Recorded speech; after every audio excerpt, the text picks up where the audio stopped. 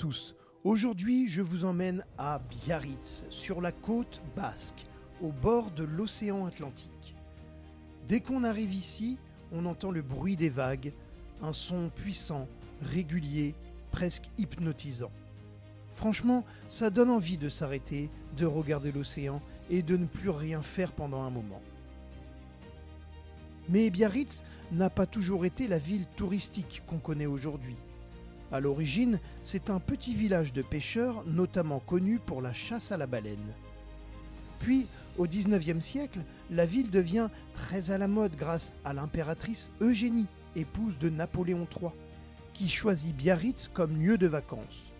Résultat, toute la haute société européenne commence à venir ici. Et la ville se transforme en station balnéaire élégante. Aujourd'hui encore, on retrouve cette histoire dans l'architecture, avec de grands hôtels et de belles villas. Mais en même temps, l'ambiance reste détendue, surtout au bord de l'eau. Biarritz est aussi célèbre pour le surf. Ici, les vagues attirent des passionnés du monde entier. Certains sont impressionnants, et d'autres découvrent le surf avec un peu plus de difficulté, mais bon, tomber fait partie de l'apprentissage, et parfois du spectacle. Et après, le sport, place à quelque chose de tout aussi important, la gastronomie. Car oui, ici on mange très bien. Entre le poisson frais, les spécialités basques, le piment d'Espelette ou encore le jambon de Bayonne. Il y a de quoi se régaler. Disons que venir à Biarritz, c'est aussi prendre le risque de repartir un peu plus gourmand qu'en arrivant. Dans les rues, l'ambiance est vivante, avec des marchés, des restaurants et une vraie culture du partage. On sent que la cuisine fait partie de l'identité du lieu.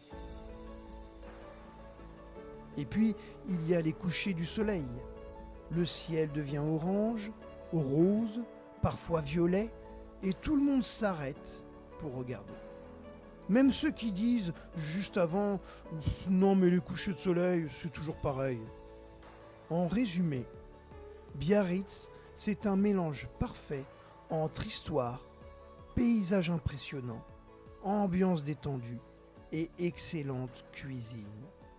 Un endroit où l'on vient pour découvrir, se reposer et très bien manger.